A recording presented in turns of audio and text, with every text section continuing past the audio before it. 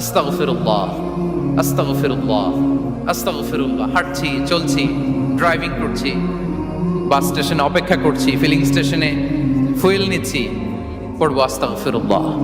কি পড়বো? আস্তাগফিরুল্লাহ। যারা সব সময় আস্তাগফিরুল্লাহ পড়ে তাদের রিজিকের কোনো টেনশন হয় না, রিজিক নিয়ে তাদের আর কোনো চিন্তা থাকে না।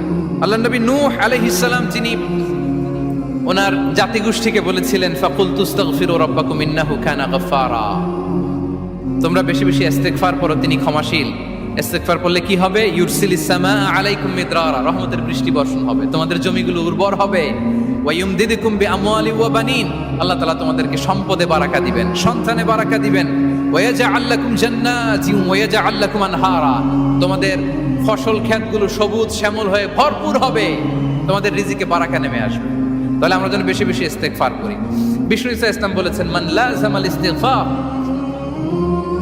জাআলাল্লাহু লাকুম মিন কুল্লি দীকিন মাখরাজা ওয়া মিন কুল্লি হাম্মিন ফারাজা ওয়া ইয়ারযুকহু মিন হাইসু লা ইয়াহতাসিব। যে সব সময় ইস্তেগফার করে তার কোনো টেনশন থাকে না, তার জীবনে দুশ্চিন্তা আসে না, আর এমন জায়গা থেকে আল্লাহ রিজিকের বন্দোবস্ত করে যেটা সে কল্পনাও করে নাই। সুবহানাল্লাহ। আমরা যেন বেশি বেশি ইস্তেগফার করি।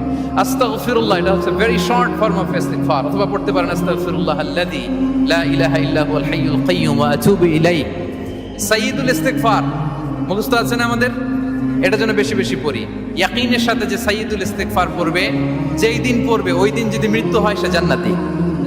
কোন রাতে মুকিনান বিহি, ইয়াকিনের সাথে যদি সাইয়্যিদুল ইস্তেগফার কে রিসাইট করে, ওই রাতে যদি সে মৃত্যুবরণ করে, বিষ্ণু বলেন সে জান্নাতি। তাহলে প্রিয় ভাই এবং বোনেরা, আমরা যেন ইস্তেগফার করি।